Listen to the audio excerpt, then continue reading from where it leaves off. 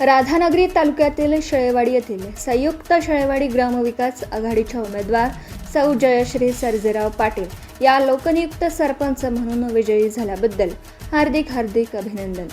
शुभेच्छुक पालकमंत्री तथा राज्याचे आरोग्य व कुटुंब कल्याण मंत्री प्रकाशराव आबिटकर, समर्थक व संयुक्त शेळेवाडी ग्रामविकास आघाडीचे नेते व कार्यकर्ते, न्यू फायटर ग्रुप, अजिंक्य तारा ग्रुप, न्यू गणेश मंडळ, युवा संघर्ष मंडळ, शेळेवाडी, तालुका राधानगरी, जिल्हा कोल्हापूर.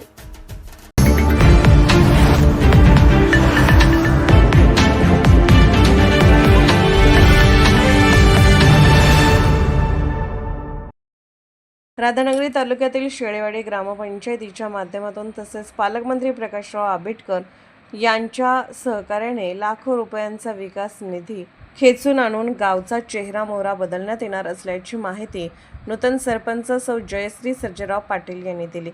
शेळेवाडी येथील म्हसोबा व गैबीची यात्रा 7 ते 8 अखेर होत आहे. या पार्श्वभूमीवर त्यांची भेट घेतली असता त्या पत्रकारांशी बोलत होत्या.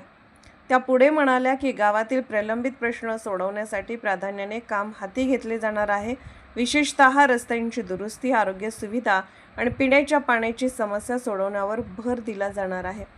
देणे हेच आपले उद्दिष्ट असल्याचे त्यांनी स्पष्ट केले.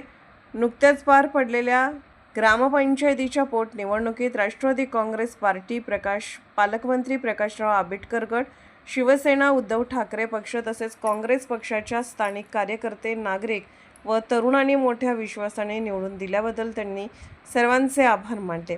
गावच्या विकासासाठी सर्व घटकांना सोबत घेऊन पारदर्शक कारभार करण्याचा निर्धारही यावेळी सरपंच सौ जयश्री सर्जेराव पाटील यांनी व्यक्त केला.